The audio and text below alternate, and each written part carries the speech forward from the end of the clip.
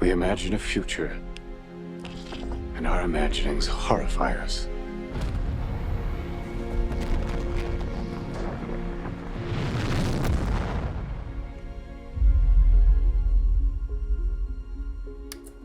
I don't know about you, but to me, every time Nolan releases a new movie, it feels like an event. Like no matter if it's good or bad, it's going to be worth talking about, especially when you consider his most recent projects.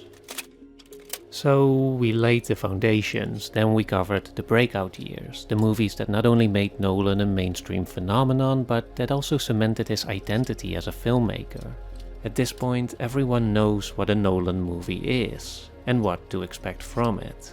And this is an interesting turning point, because instead of giving us more of the same, after wrapping up the Dark Knight franchise, he used his newfound freedom to instead challenge himself, and thereby the audience, with some of his most fascinating and most experimental projects yet. This video is brought to you by Nebula, where you can watch this video ad-free and get early access to a very special project that I'll announce at the end of this video. So stick around to learn more and to hear about the special offer that's available through my channel. Interstellar, 2014. It was only a matter of time really before Nolan's cinematic gaze would turn upwards into the stars. But it's fascinating to me how his grand operatic space adventure wasn't born from a desire to go bigger, to make a movie about the grand existential questions of life. Instead, it came from his very intimate and personal experience as a father struggling with his own passion and ambitions, and with the question of what it really means to be a parent. I very much related to the dilemma of somebody having to go off and do this thing, leave his kids who ideally wants to be with, but really wants to go do this thing, Nolan said in an interview. There's a lot of guilt involved in doing that. A lot of guilt.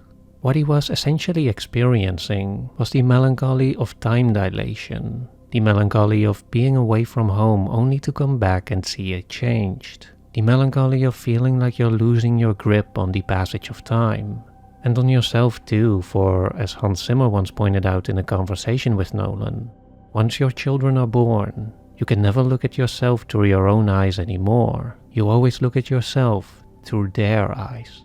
And it's from this deeply personal place that Interstellar was born.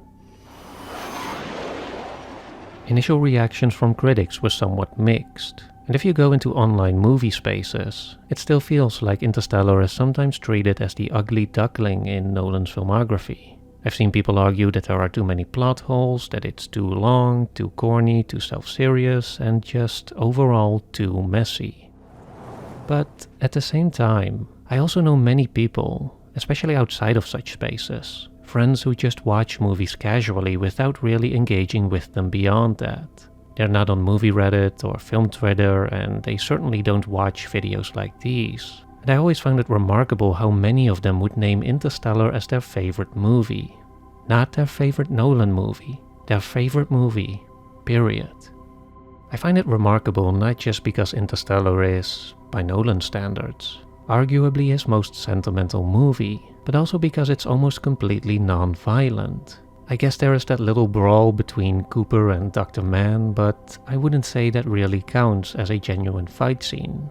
At its core, Interstellar is a spectacular 3-hour epic for mainstream audiences that doesn't have some evil villain that needs defeating for the plot to resolve. Instead, it's just humanity versus nature. And to me, that's amazing. And moreover, it yielded what in my personal opinion is the best action scene that Nolan has ever created. This is about all mankind.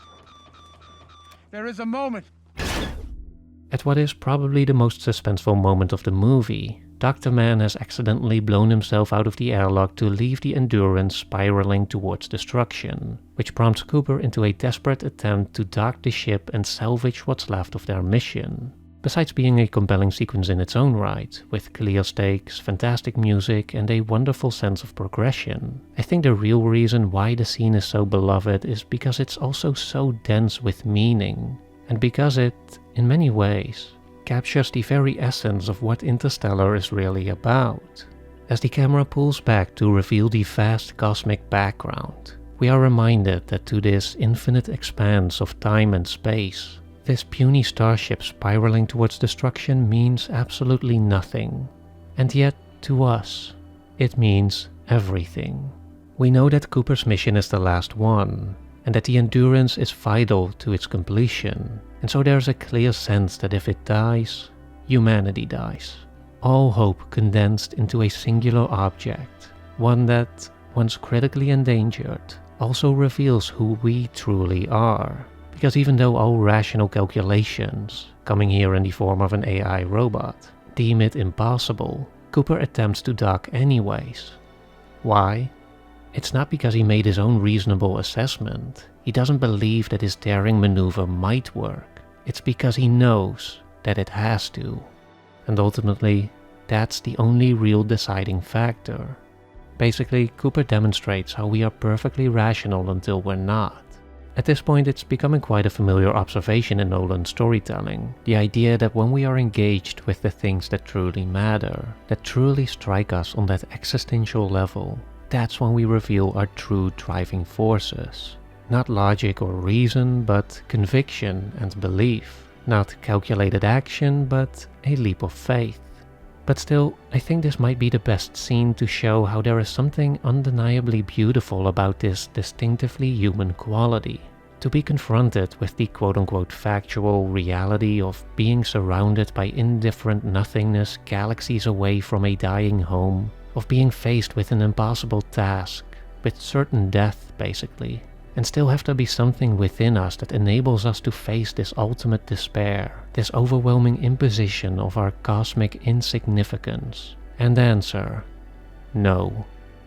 To me, that's inspiring. That's what it means to have the will to live. That's what it means, as the frequently recited Dylan Thomas poem puts it, to not go gentle into that good night. Okay, and for our next trick. But it's this subjective nature of our being that also leads into a complication that lies at the heart of another thematic discussion that Interstellar thoroughly explores. One in which this denial of the factual reality becomes not the quality that pushes us to fight for our survival, but an obstacle that stands in the way of it. But in order to address that, we first have to establish the proper setup. We didn't run out of television screens and planes. We ran out of food. Taking place in the near future, humanity faces extinction after a plague ravaged most of the Earth's food sources. With corn as the most viable option left, all societal efforts have become geared towards farming as much of it as possible. And so it is that Matthew McConaughey's Cooper, a former NASA pilot, now reluctantly finds himself stuck on the ground. It's not the most original premise, but still I feel like people are underappreciating the way in which Nolan really captured the reality of a grand-scale environmental disaster, while also setting up relevant themes and emotional stakes.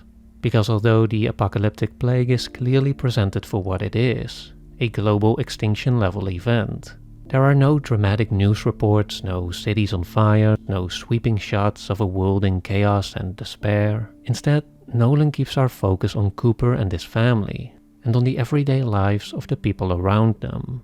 Besides connecting us to the main characters and establishing the bond between them that will become so vital later on, what Nolan also introduces in this first act is a more existential problem arising from the clash between the limited perception of our individual being and the greater forces of nature that operate within vastly different spatial and temporal dimensions.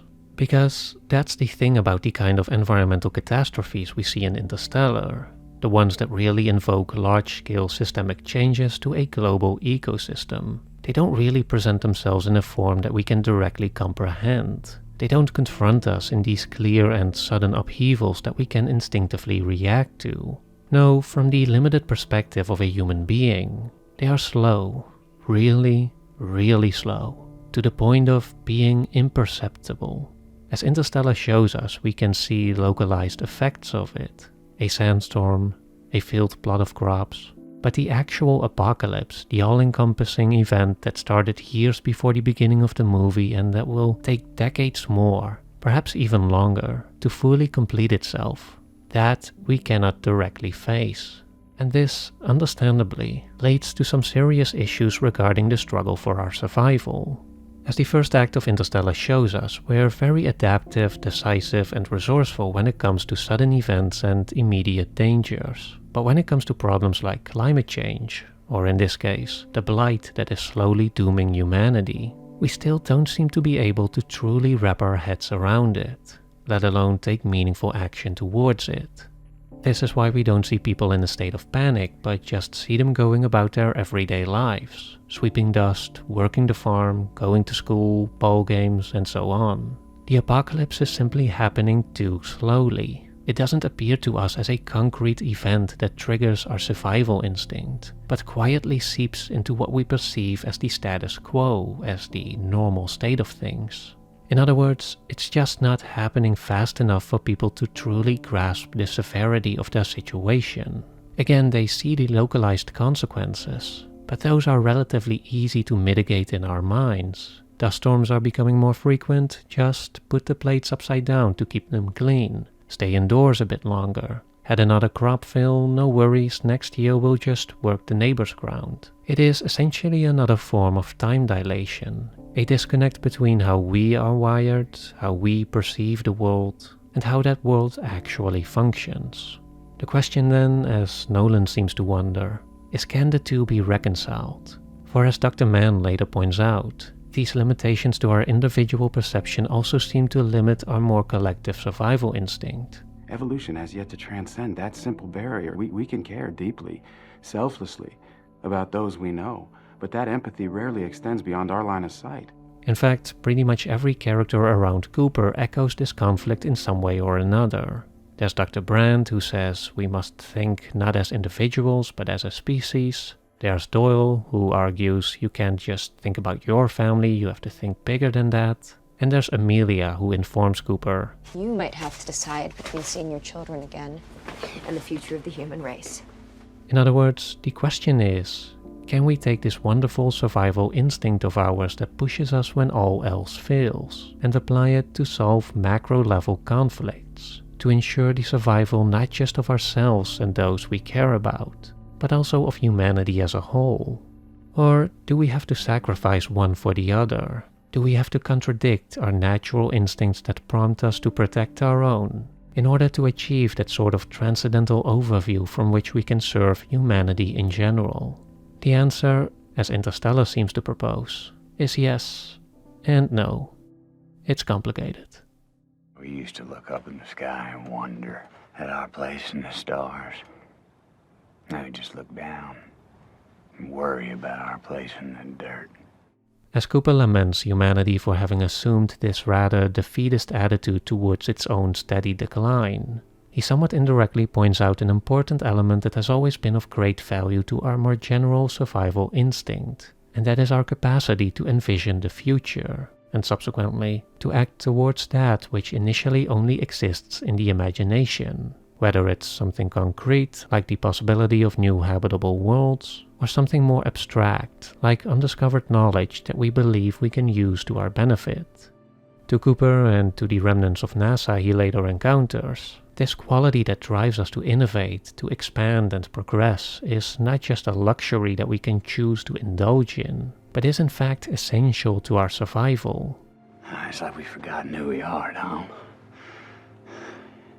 Explorers, pioneers, not caretakers.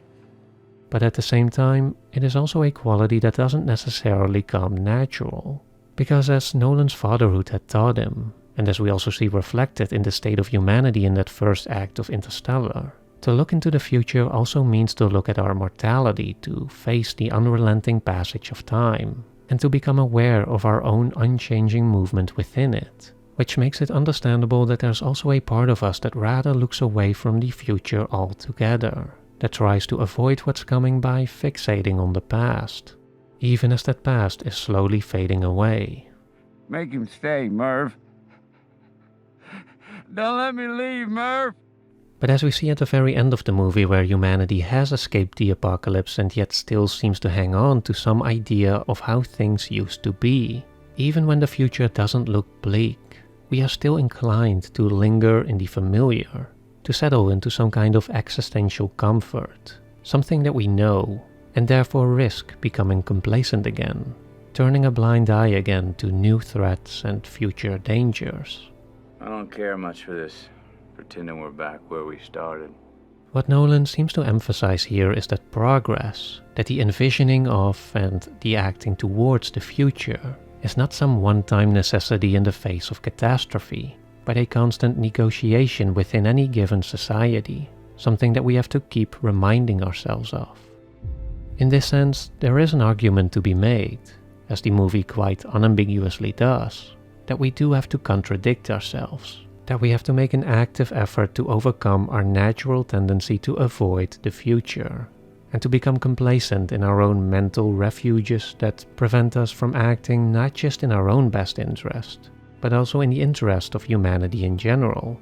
Because after all, if we look away from the future, we also look away from the people who will exist there. We must think not as individuals, but as a species. But on the other hand, as the movie also explores, trying to overcome these limitations by adopting a more rational, transcendental approach that looks beyond our individual perspective to instead focus on our needs as a society, as a species, also comes with its own complications and pitfalls. This is most clearly communicated to us through the characters Dr. Brand and Dr. Mann, who each represent one problematic aspect of this argument. I'm asking you to trust me. The first one, Dr. Brand, is introduced to us as the brain behind the whole operation, and who is later revealed to have lied about the main purpose of the mission, which was never to save the civilization back on Earth, but rather to start a new one on a distant planet. I just want to know if you left me here to die. From a philosophical perspective, you can question whether Dr. Brand's plan of starting with a clean slate actually means that humanity has been saved, or if replacing an existing population with an entirely new one results in such a qualitative difference that we can no longer really speak of a continuation. This, by extension, invokes questions about what humanity really is, and what it really means to be a human being. Because if we can so easily swap out every single individual and still speak of having saved humanity, do individual human beings actually have any intrinsic existential value? Or do we just become meaningless and temporary facilitators for humanity as a concept? Dr. Brand's more evolutionary perspective might argue that this is the case, that ultimately it's all about the survival of the species. He was prepared to destroy his own humanity in order to save the species. But then again, why would our species have intrinsic existential value when its individual members do not? Why is it so important for humanity, or better yet, for the idea of humanity to survive? Is this really based in anything except conviction? A leap of faith towards some greater cosmic purpose that demands us to keep our species alive at all costs?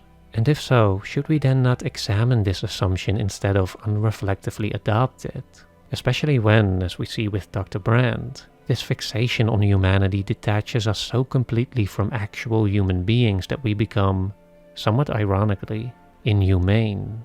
That instead of saving humanity, we actually end up sacrificing its very essence. You have attachment.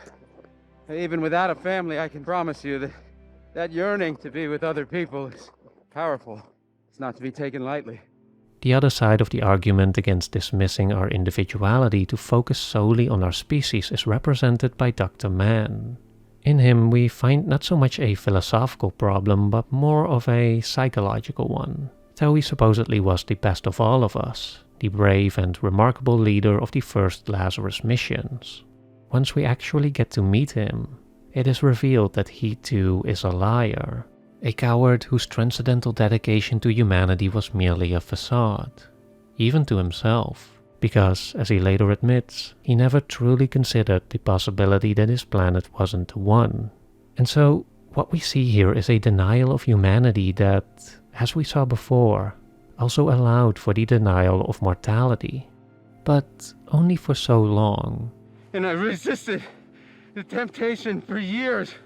Because as it truly dawned on him that his planet was inhabitable, that he was going to die there, all that repressed humanity suddenly came rushing back in a reflexive yearning so deep that it turned him destructively selfish and delusional. I'm taking command of the Endurance, and then we can talk about completing the mission.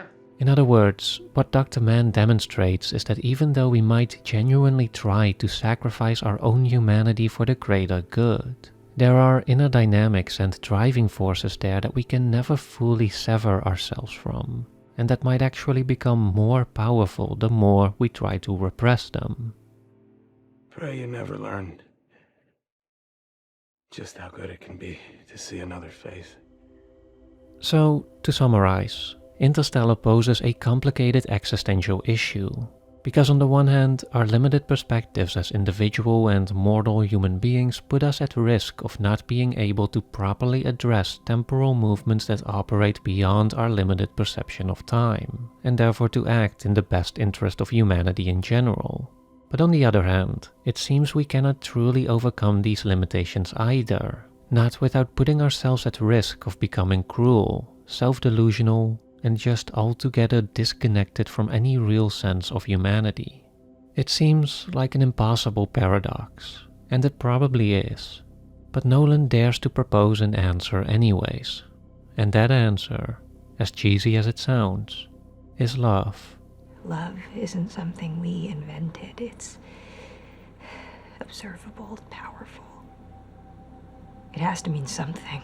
The crux of his argument, as Amelia argues, is that love is the key because it is a time-transcending phenomenon, and can therefore form the bridge that we need to overcome what, as we discussed, is essentially a problem of time dilation.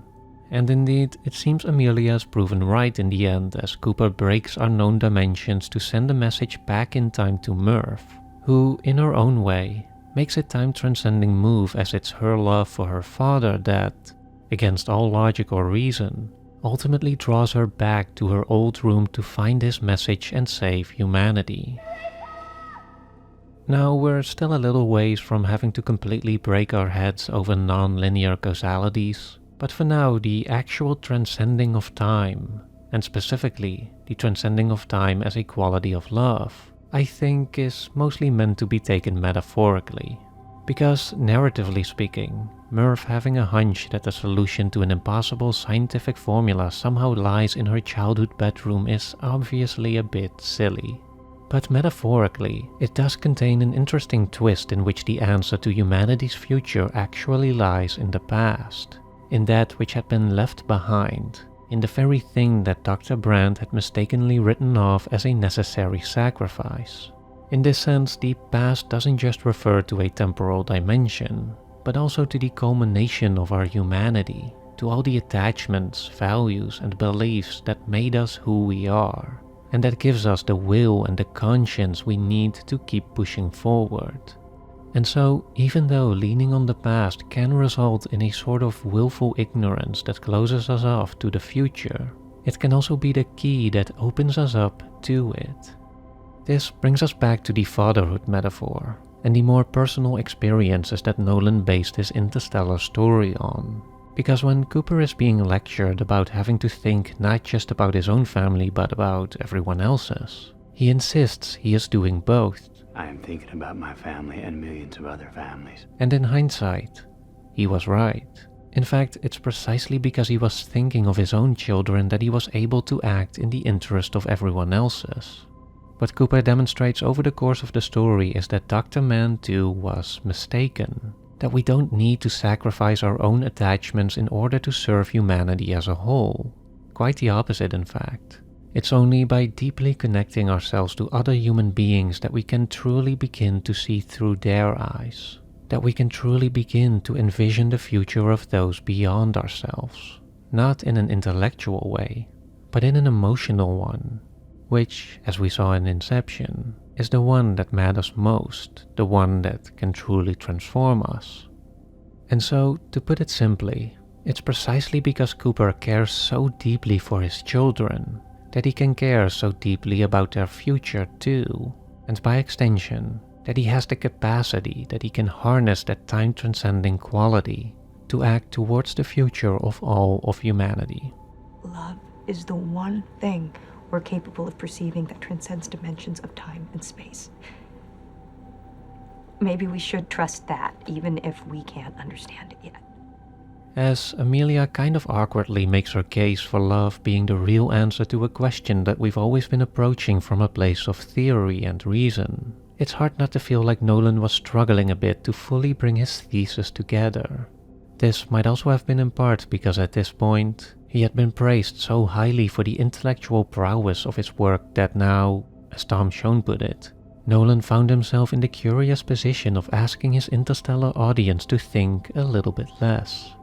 Indeed, it does seem like with Interstellar, Nolan wasn't just trying to tell a more emotional story about the pros and cons of humanity, but was also trying to communicate an emotional understanding of what it really means to be human.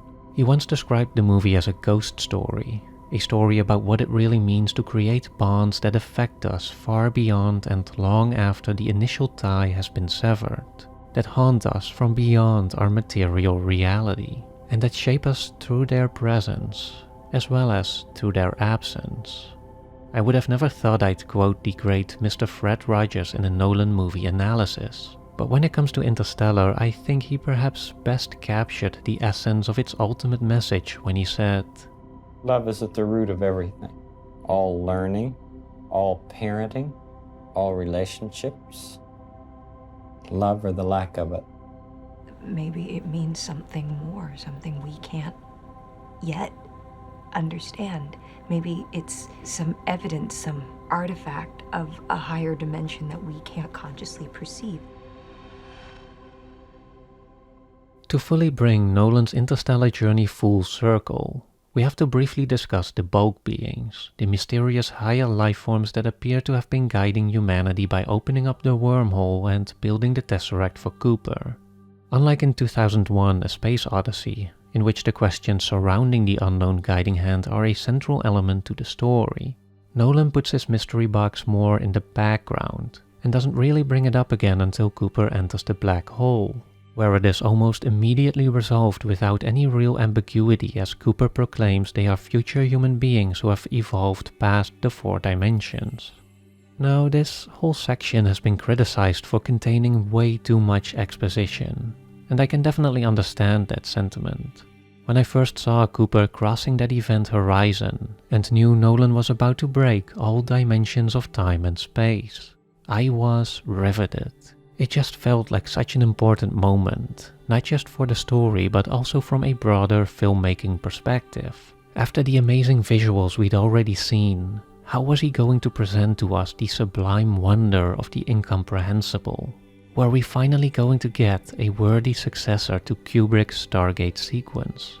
With all that in mind, it was a bit of a disappointment to venture into what I thought was a fascinating vision of time stretched out as a spatial dimension, only to have the movie explain every aspect of it so quickly that it hardly leaves any time to truly be in awe.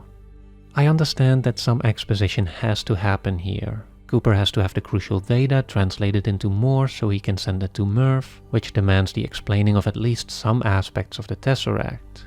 But there are also other pieces of information, most notably Cooper pointing out how the bulk beings are actually future human beings that have transcended our known dimensions, that, as some have argued, could have been entirely removed, especially if that would have left the audience with more of a mystery to wonder about.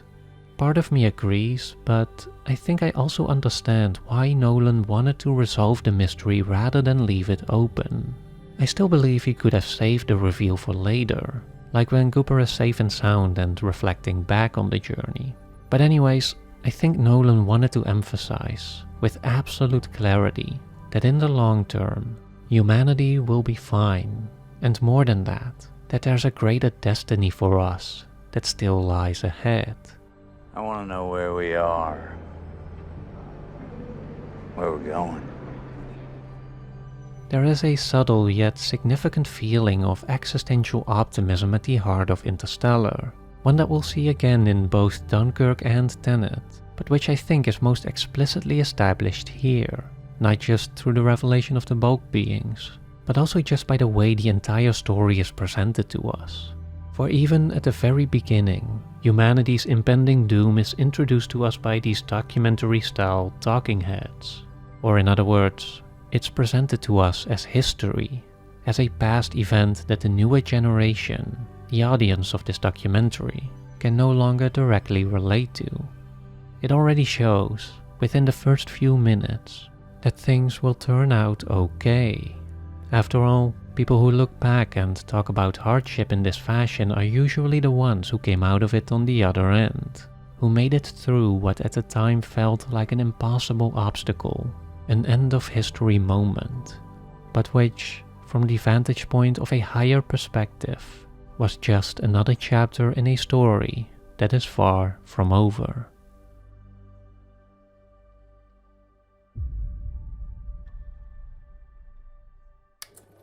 Yeah, I know it's not its most cohesive movie, but still, I can't help but admire its sincerity, its attempt to inspire what feels like genuine hope. All I know is that of all of Nolan's movies, Interstellar is the one I have seen most often, and I guess that means something too. True, though the emotion caught me off guard, Nolan making a grand science fiction space adventure epic didn't really surprise me. As I said, for someone with his ambitions, it was almost inevitable. I would have never guessed his next project though. Not just because for the first time since The Prestige, he was going back in time to a historical setting, but also because it turned out to be so radically different from anything else he had done. Dunkirk, 2017. After a series of plot-heavy movies, Nolan's Dunkirk opens remarkably quiet. Aside from the brief textual explanation of its historical context, the story is established almost entirely through visual language. A group of soldiers are showered with pamphlets. They are surrounded. Shots are fired, only one makes it to the last line of defense. The enemy is closing in. On the beach, more than 300,000 men are awaiting their fate. Time is running out. This is Nolan's Dunkirk. Not another narratively intricate 3-hour epic, but a short and simple survival story. History condensed into a visceral experience that connects you to the soldiers not so much by building out their characters, but more so by putting you on the beach with them, by really focusing on the nitty-gritty of their ordeal, from the minutiae of trying to find a moment to relieve yourself or having to cross a broken walkway with a wounded man, all the way to the bigger story arcs. Sinking ships and rising desperation. Nolan almost exclusively relies on scenarios that don't need words to explain, that can be understood instinctively, like the movies from the silent era, or classics such as The Wages of Fear. Dunkirk is all about physical storytelling. This is exactly what we need, Nolan said to his team prior to production. Pure physics, pure suspense. And perhaps above all, the tension is constant. The audience never really gets a moment to catch their breath, which was a risky choice, because it basically stretches the third act of a movie out over an entire story, like a single ascending note, which Hans Zimmer almost went with before deciding on a slightly more conventional score. It's just very difficult to keep an audience engaged like that without them becoming exhausted. I guess that explains why Dunkirk is Nolan's shortest movie since Following. And yet, despite the refreshing novelty on the surface, beneath it all the trademark Nolan elements are still here. They're just expressed a bit differently. As Tom Schoen remarked in his book The Nolan Variations, again and again the film returns to Nolan's oldest fear, that of being locked in, specifically of locking yourself in, willingly submitting to structures designed to protect you that turn out, instead, to entrap you. Cockpits become coffins, the boat that saves you will also sink you. And beyond that, the earlier discussed limits of our subjective perspective, the leap of faith towards hope, and the quiet heroism that stems from committing yourself to love to your fellow human beings, in spite of uncertainty, all play a central role in the thematic tension of Dunkirk too. I'd even say Dunkirk offers a thematic progression, or rather a more explicit emphasis of the kind of fundamental appreciation that Nolan seems to have for humanity, and specifically for the way we so continuously perform that unconscious act of faith in the nature of our reality by simply taking part in it, by assuming that the world is still there when our eyes are closed, that when push comes to shove, we can put our trust in our fellow human beings, we can share our realities, and form bonds that connect us beyond our own comprehension. It's a kind of existential optimism that in Dunkirk is condensed into a singular tagline. Survival is victory. As long as we make it, as long as we are able to believe, then our collective human spirit remains intact. Then hope remains, no matter how dark or uncertain our prospects may look. That, as Churchill put it, is the victory that can be found in this deliverance.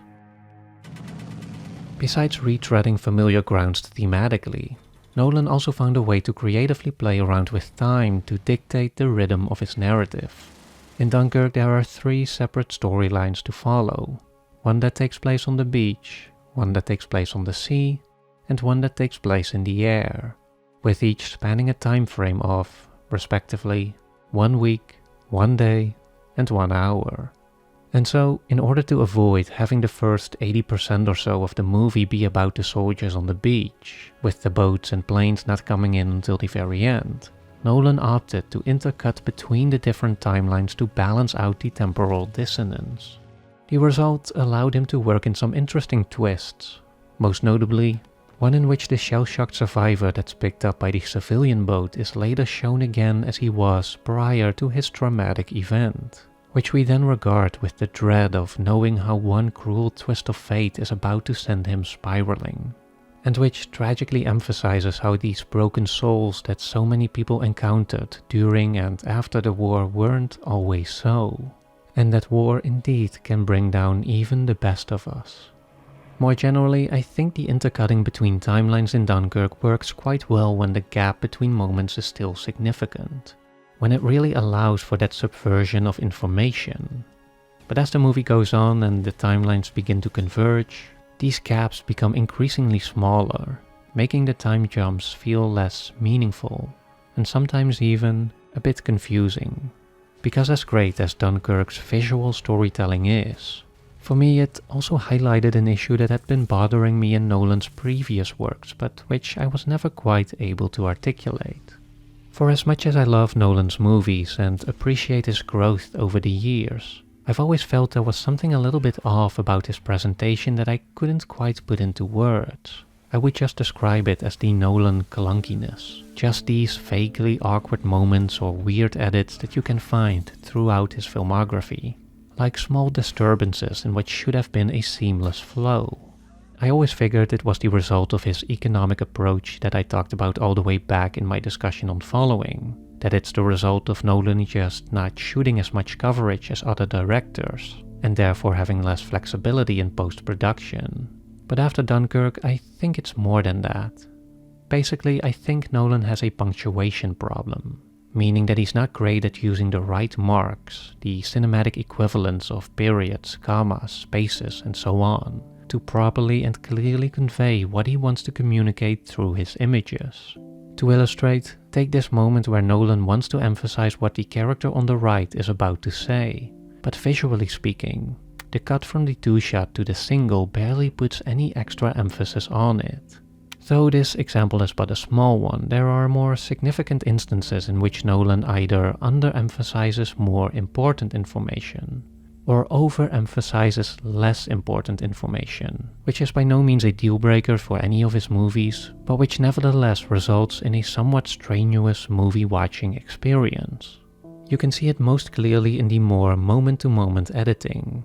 In The Dark Knight Rises, for example, the mayor of Gotham is killed in this blink-and-you-miss-it explosion that is never mentioned again, and that is visually overshadowed by the shot of the random football player that comes afterwards. But given how he played quite an important part in both The Dark Knight and The Dark Knight Rises, you'd expect this to be given more attention, that it would be a full stop to his character arc, and not what it is now, which is basically a comma in a different sentence. The same goes for this guy, who is also featured quite prominently throughout the movie. and then has his story resolved with another blink and you miss it shot of his dead body that leaves you wondering whether he was an important character who got underserved at the end, or an unimportant character who got overemphasized in the setup. By comparison, Dunkirk has a much greater visual clarity when it comes to communicating its general story and the fates of each of its characters. But the punctuation issue persists in some smaller moments, which become all the more visible here precisely because the story relies so much on being a visceral experience, one that we should be able to take in on that almost instinctual level. Let's zoom in on this little moment here towards the end, where one final enemy plane is about to shoot down at the commander, but is taken out at the last moment by Farrier. I think we're all familiar with these kinds of last-minute savings of the day. Recently, Top Gun Maverick even did it twice. They were a great way to offer a cathartic release after building suspense. But compared to how these moments are usually constructed, the way Nolan does it just feels a bit off. For one, he doesn't show us the actual moment visually. It cuts from this shot to another perspective, and then cuts back again after it's already happened. To be fair, I think he tried to put us into the perspective of the commander here, just as the whole movie has been about the more subjective experiences of the soldiers, who in the face of what he perceives to be his impending death, flinches and doesn't look up again until the enemy plane is already going down. But this brings us to the second issue, which is that the shot doesn't actually cut to black or just stays on the commander's face. No, it cuts away to this moment on the civilian boat. Again, trying to be fair here, I think the intent was to intercut between similar moments of rising suspense in order to create one grand cathartic release. But the issue is that it's just going too fast for our brains to really register what is going on, let alone have that immediate emotional response to it. Because as the moment cuts from here to here, we're not actually being drawn into a subjective perspective. Not like we did in that earlier shot of the young soldier putting his head down in the sand during the bomber strike. Instead, we're presented with and unconsciously taking in new information, only to then have to do the same as we cut back seconds later. In short, there's just too much information to parse here, especially on a first viewing, to really have an instinctive reaction to it. It's an experience that I've often had while watching a Nolan movie, that even though, technically speaking, I was able to discern the necessary information from a given moment, I still had to spend a few seconds wondering, wait, what just happened? And that's the gist of Nolan's punctuation issue, that his movies can sometimes feel like poorly punctuated text that, despite containing an understandable story, still lack the legibility that allows audiences to immediately grasp its content without being distracted by, or being made aware of, the fact that they are performing an act of comprehension. Again, I don't think it's a deal breaker for any of his movies, but it's an issue that can break your immersion as it switches your brain, if only for a second, from a more emotional to a more analytical mode of perception. Alright, hey buddy, why don't you give me a big deep breath? On a more scene-to-scene level, this occasional lack of that more instinctive legibility is also why so many of Nolan's movies require a second viewing just to fully take in the basic text. Maybe it was just me, but when I saw The Dark Knight for the first time, for example, I didn't realize that Gordon was standing in the same bank here that the Joker robbed in the introduction. Watching the movie now, it is, of course, very obvious that this is the case. But on a first-time viewing, when you don't know where a story is going or what information and details to pay attention to, it's easy to miss little things like this when the visual language isn't clear. In this example, it's probably because the introduction was shot in these highly dynamic IMAX shots that made the bank feel like this huge stage for an exciting heist. Whereas in the later scene, Nolan reverts back to regular cinemascope with different framing, different lighting, and an overall different tonality that doesn't make it immediately click that we're back in the same place. It's an issue that can be somewhat mediated through exposition, by directly conveying information that isn't visually obvious. But this also isn't exactly Nolan's strongest suit. But that's a discussion we'll save for when we get to Tenet. When my age dictate this war, why should we be allowed to send our children to fight it? All this, however, is not to say that Nolan doesn't know how to immerse audiences into the moment and keep them emotionally engaged. Because although Dunkirk's more elemental and visual approach to storytelling highlights Nolan's occasional awkwardness, it also displays clearly the heights that he can achieve when everything does come together. Not just in the grand triumphant moments, but especially also in the smaller ones. In the earlier discussions, I already talked at length about how Nolan is at his best when he weaves his central theme into every fiber of his story's fabric, and when he can make use of extensive metaphors and intricate metatextual symbolism, which at first glance could have posed a problem for Dunkirk, which has a bare-bones plot and which recounts a real-life historical event that doesn't allow for too much trickery. But I think Nolan solved this quite well by, somewhat surprisingly, relying purely on his characters in a way that I personally feel has gone largely underappreciated. Especially at the time of its release, Dunkirk was criticized by some for its lack of strong characters. But to me it feels like these critics mostly felt this way because they were focusing on what wasn't there, such as backstories and well-developed personalities. But in doing so, they also missed what was there, which was perhaps the only thing that truly mattered when it comes to understanding and appreciating Dunkirk's characters. And this was the fact that Nolan never set out to make a story about one character, or about one hero's journey, but rather about a combined effort in which the true main character is not any one individual, but the collective as a whole. The idea behind Dunkirk that we were trying to get across to the audience, Nolan explained, is it's not about individual heroics, it's about a community full of heroism. That's very unique and I think in a lot of ways more relevant to the world and the way the world works. And this is why the movie doesn't have that more typical Hollywood scene that emphasizes how the hero has a loving family waiting for him back home, and that has us all cheering for them when he triumphantly returns, or mourning their loss when he doesn't. It's because we're not supposed to feel for the characters in this way. Sure, we can empathize and sympathize with the individual characters in Dunkirk, but in the end, the outcome of the story, the final emotion that we leave the theater with, is not dictated by the fate of a singular character, but by the accumulated result of their collective effort. And this is the exact purpose that each character in Dunkirk serves, and why they are, to some extent, stripped from their individuality. It's because none of them alone encompass the heroic effort in its entirety, but each possess one fragment of it. Each embody one small part of that greater Dunkirk spirit that can only be understood precisely when looking at it whole. Isolate one character, one effort from it, and the vision is lost. In essence, all of Nolan's characters in Dunkirk become part of this greater heroic organism in which the individual and the collective become one and the same, and cannot exist without each other. As in Interstellar, there is still some tension here with our individual desire for survival that occasionally renders us selfish and paranoid. Perhaps Nolan even wants to suggest that it is, for better or worse, part of how that greater whole functions.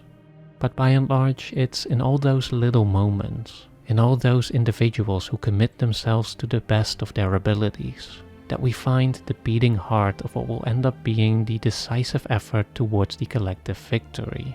Whether it's the pilot turning back once more despite being on his own and running out of fuel, or the shipper who lost his own son and now devotes himself to saving as many others as he can despite his boat appearing insignificant next to the greater warships. In fact, it's that last one especially that might pose the perfect metaphor for what Nolan seems to be getting at with his retelling of this grand historic event. That no matter how small or futile our individual action may seem from our own limited perspective, if we take that leap of faith and trust that we're contributing to a greater purpose, we might just achieve it.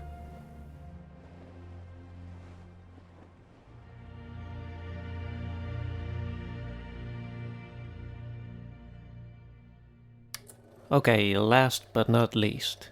After having referenced his favorite James Bond movies in the past, Nolan was finally about to make one of his own.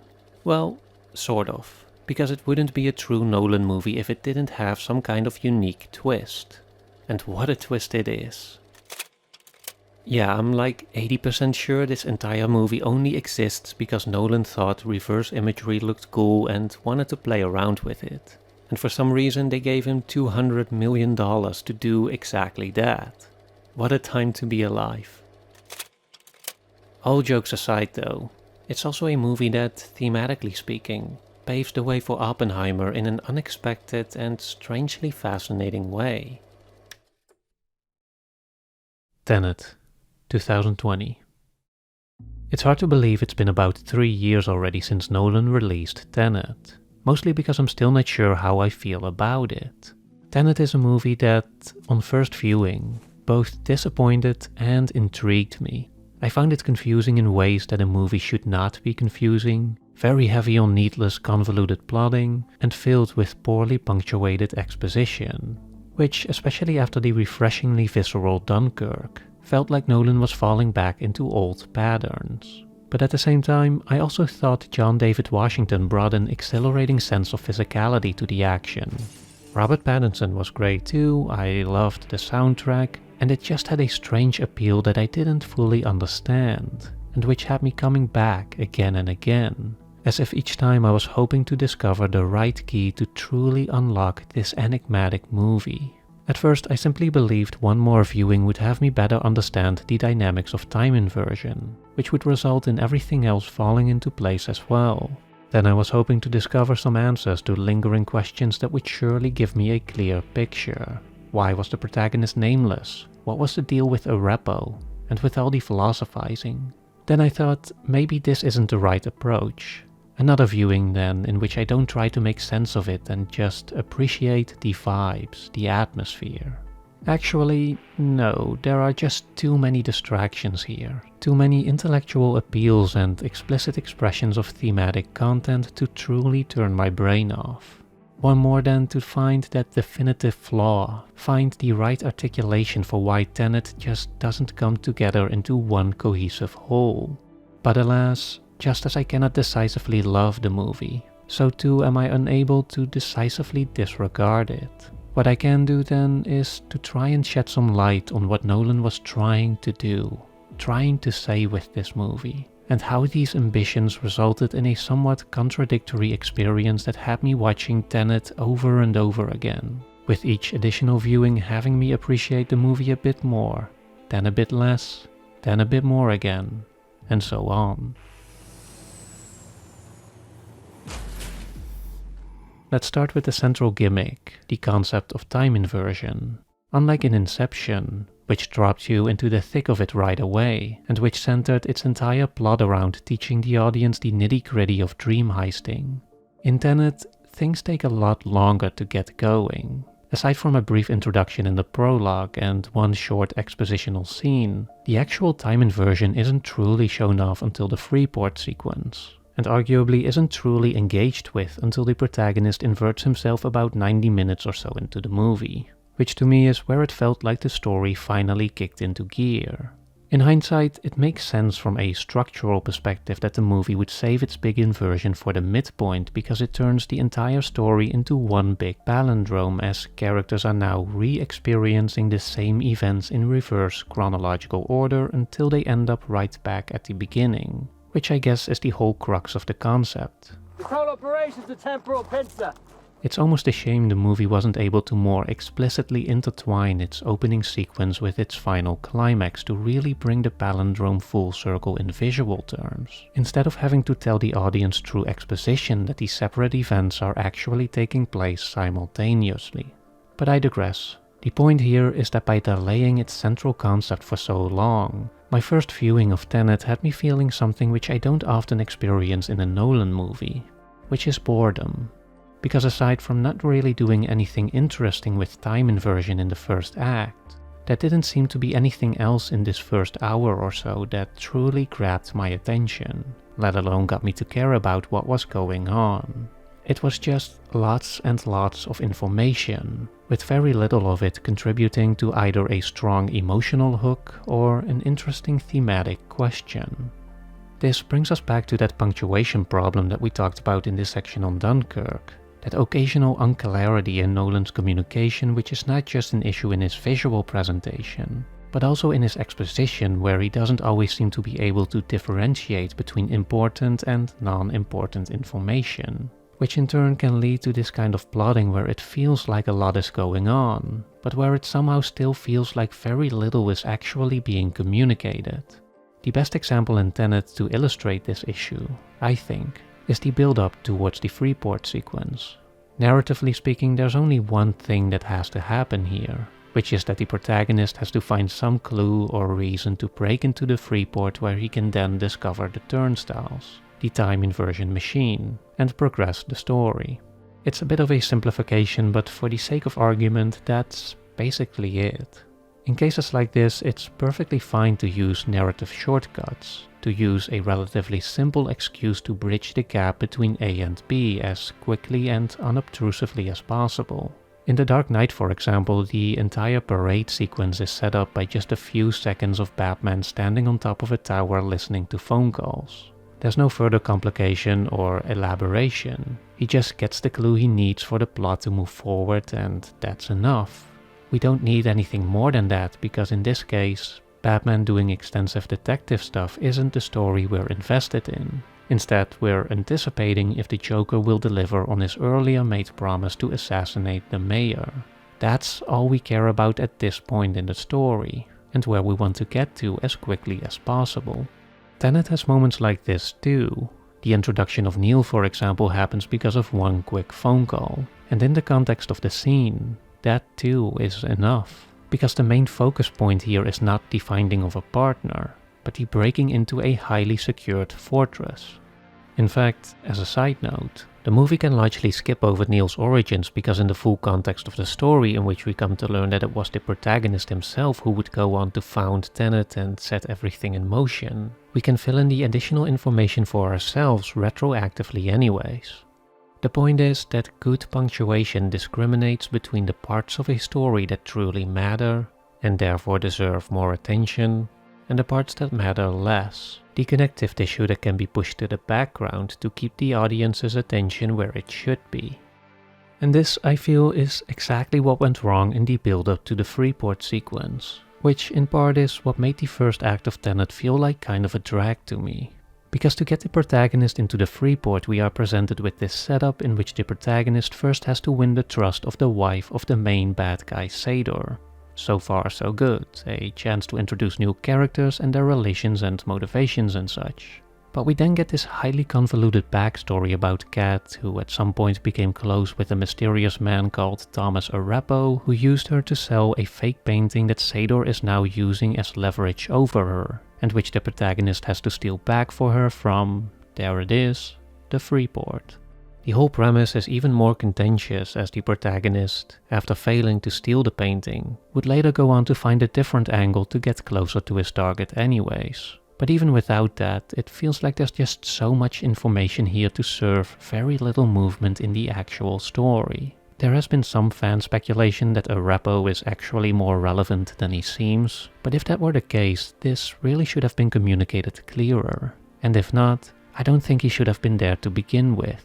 And instead a more direct emotional appeal from Kat that doesn't have us parsing all this additional information would have sufficed. Again, it's the punctuation that matters, not just because superfluous info takes up valuable screen time and attention, but also because, in the worst cases, it can actually damage other elements of the story, such as the character work. In The Dark Knight Rises, we saw an example of this with Selina Kyle, who, early on in the story, is chasing after this clean slate device that would magically erase all her criminal records. I always thought this premise kind of detracted from her character, as she was supposed to be this more grounded, street-smart vigilante, and yet, for some reason, she couldn't see how this device was so obviously too good to be true. Tenet has a similar issue with the Arapo painting, mostly for Sador, about whom Nolan himself has said that he's diabolical but not necessarily a genius. Essentially, he's a brute. And indeed, Sador is clearly presented to us as someone who is highly ruthless, vindictive, and, perhaps most importantly, extremely powerful, Someone who can basically do whatever he wants with total impunity. And so the idea that he needs some kind of external leverage over Kat aside from the direct threat of violence kind of undermines both his supposed strength as well as the supposed nature of his character. Because how are we to really view him? Especially when you hurt him on a personal or emotional level. Does he really seem like the type of guy who will calmly and intricately manipulate you with some leverage that, if it were to come out, doesn't seem to have severe consequences anyways? Or does he seem like the type of guy who will just rely on the threat of brute force or the more direct assertion of his power over you? Either way could have been fine as far as the story is concerned. But again, it all comes down to having clear punctuation, to using those clear marks, those clear stops and commas and so on to carefully consider what information you want to communicate and what would be the clearest way to do so. One solution that has often been somewhat indirectly offered to this issue, I say indirectly because it's been more of a response to the general complexities and confusions found in Tenet, is to not think about it too much and just let it all wash over you. Even the movie itself seems to argue this to some extent. Especially when it comes to its central concept of time inversion, there is that expository character that gives us the now much quoted suggestion, "Don't try to understand it. Feel it." And while I definitely get and appreciate this idea, I can only go along with it to some extent. Because although Nolan was definitely correct in stating that there is something uniquely cinematic about reversing the entropy of an object or a person on the big screen, it's showing you a world you couldn't see any other way, he explained in an interview. There's no way before photography to see reverse imagery or even imagine that it exists. And that, to me, is what makes Tenet the absolute most cinematic film I have ever been able to put together. It can exist only because of the camera. And although I believe that the movie's most spectacular sequences are those that directly involve time inversion, the entire concept, if we're being honest, doesn't make any sense. I can somewhat follow along when characters are dealing with inverted objects, but once the movie starts inverting people, and subsequently has to contend with the causal logic of two beings with agency interacting with each other while being chronological opposites, I feel like the movie is dividing itself by zero. It's just an impossible proposition. And Nolan himself has even emphasized that this wasn't Interstellar, that he wasn't looking for the real science behind it and that it was more of an interesting speculation. To his credit though, I think he by and large manages to make Tenet feel mostly comprehensible when it comes to the general conflict and outcome of the plot. And even succeeds in making time inversion feel somewhat grounded in reality by setting up some rules about the physics behind it. But still, my issue is not so much that the concept of time inversion doesn't hold up to scrutiny. It's that there's a bit of a false dichotomy within the proposition to let go of trying to understand it and just feel it. Because, for example, as much as I admire the look of the inverted fight scene and the amount of work that went into its creation, I can't really say I'm feeling it. I'm not feeling who is throwing a punch and who is being hurt. It's not really a visceral experience, not in the way that Dunkirk was. And it only gets worse later on, where I can by and large understand the internal logic of the scene, but where I'm just too busy with constantly parsing information to be genuinely engaged on that more visceral, emotional level.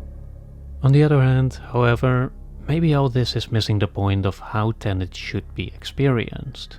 Again, as I stated in the beginning, I'm still not sure how I really feel about the movie. But anyways, I realize the idea of don't try to understand it, just feel it, has multiple interpretations. And so maybe it was just more about the general vibe of it all, the coolness of the locations, the action, and the overall atmosphere. After all, Tenet is, in many ways, Nolan's version of a James Bond movie, even though The Night Manager might be a more direct counterpart in terms of plot. Either way, it's a story about a code-named, or in this case, a no-named protector whose mission brings him to a variety of exotic locations, oftentimes worlds of luxury, where he gets involved in all kinds of exciting troubles. In short, it is, to some extent, a movie that aims to immerse you into a distinctive vibe, a distinctive moodiness. But by so clearly revealing his inspiration, it's interesting how Nolan also reveals his true sensibilities. Because compared to the kind of atmospheric filmmaking found in James Bond or in similar vibe-driven movies, it becomes painfully clear that Nolan just isn't a romantic filmmaker.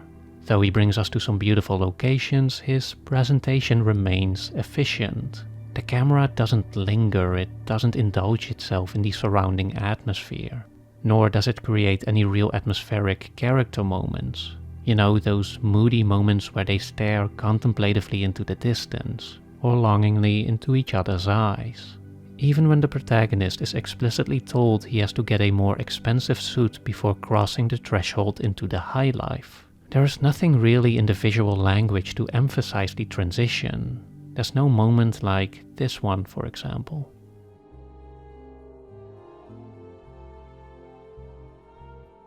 This is not necessarily a criticism, although I do think the movie would have been better if there was a bit more of this kind of cinematic vibing, if only to double down on the bromance between Neil and the protagonist, which, somewhat surprisingly, for me turned out to be the only place where the movie expressed some genuine warmth.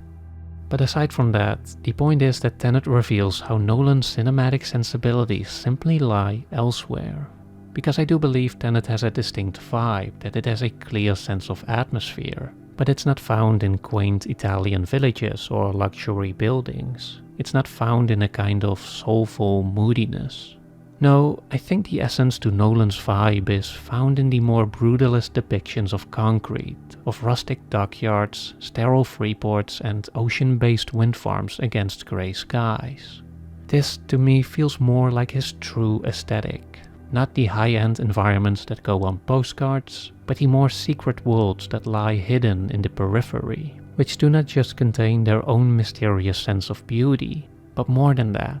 They also much better reflect the rather elusive yet not insignificant thematic content of Tenet, which is not about the obvious, it's not about what we are actively aware of, but precisely about that which lies outside of our everyday consciousness, about the world we take for granted.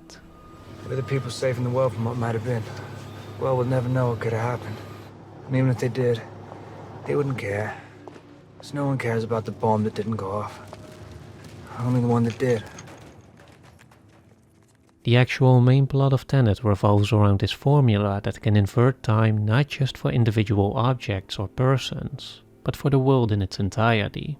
The inventor, who is referred to as the Oppenheimer of her generation, realized the destructive potential of this device and decided to hide it within this physical form that she then sent back into the past to prevent it from falling into the hands of those who would use it to inadvertently destroy the world. There is some latent commentary on climate change here, and about the intergenerational violence that is so casually committed as we carelessly seek to improve our own situation without any regard for the broader consequences that this has for those beyond our line of sight, which is essentially presented here in inverted form, as the main aggression doesn't come from the present that extracts resources from the world and lets the future pay the price. It's the other way around. It's the future that is coming back to sacrifice the past for their own gain. The fact that this effort from the future, their intention to invert the flow of time itself, is probably going to lead to the annihilation of everyone, then is as close as Nolan comes to making a statement about the need for climate change action. That if we don't take better care of our world, of our future, then at some point there won't be any civilization left.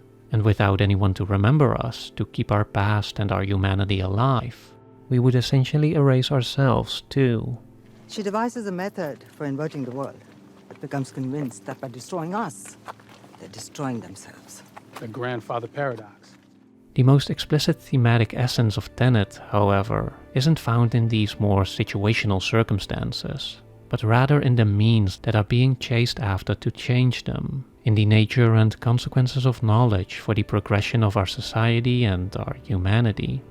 In our discussion on The Prestige, we already discussed the complicated dynamics of innovation and progress in a disenchanted modern society, meaning a society that sees the world as simple, miserable, solid all the way through, as devoid of some spiritual essence that our humanity is intrinsically a part of, and which, to some extent, gave it some moral boundaries. We saw how the lack of these boundaries, despite promising us freedom and transcendence, instead locked us into an iron cage in which progress not only came at an increasingly greater cost, but was also increasingly experienced as inevitable.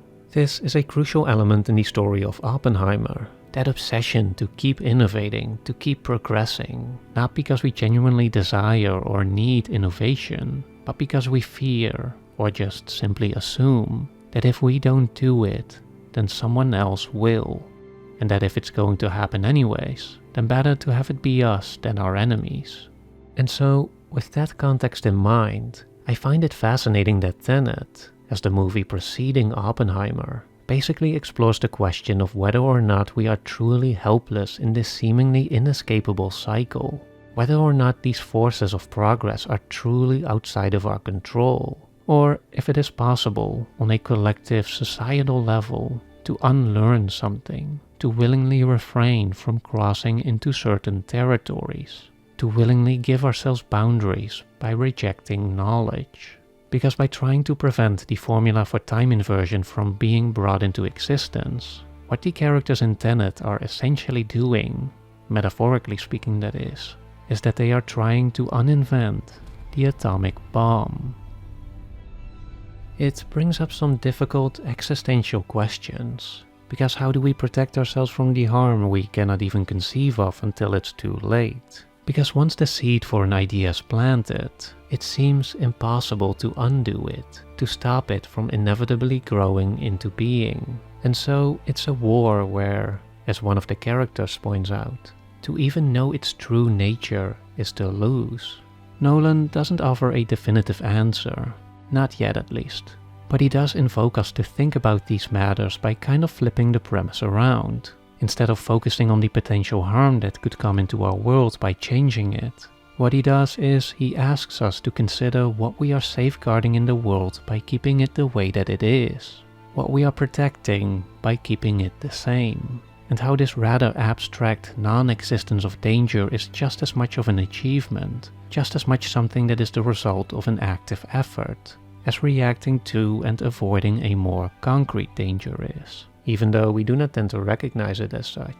Because again, as the movie points out, no one cares about the bomb that didn't go off, only the one that did.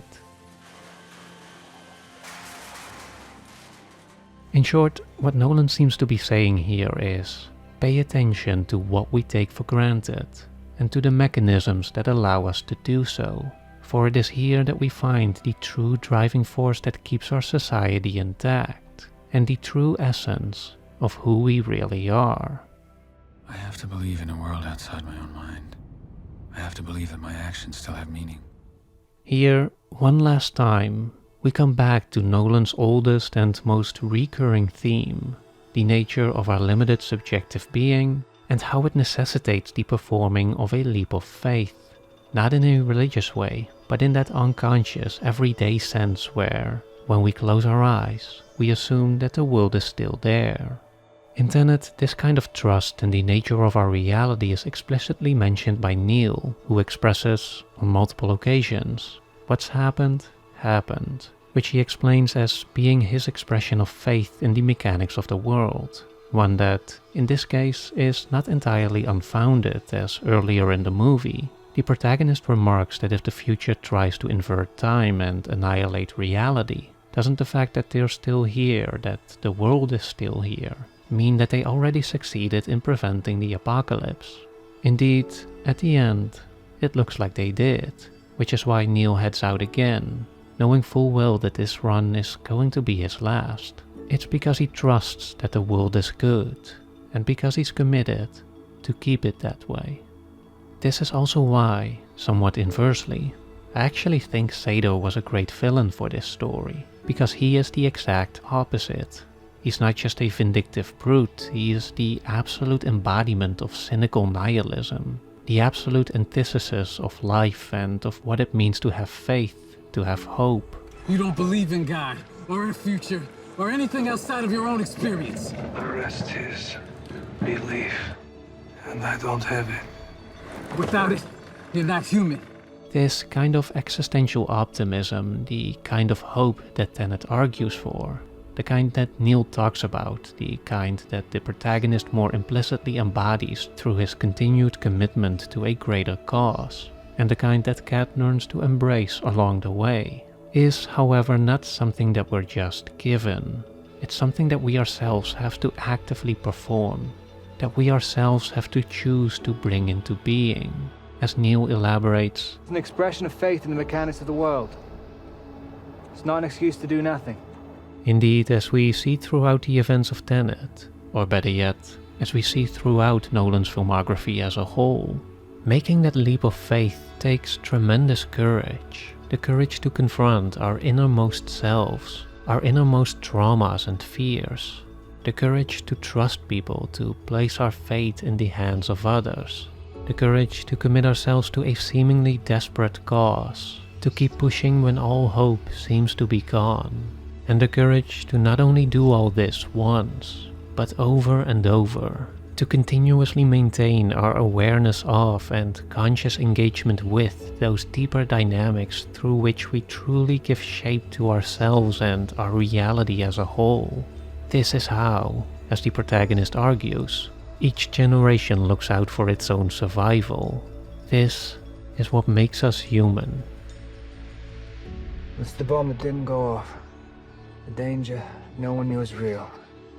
That's the bomb with the real power to change the world.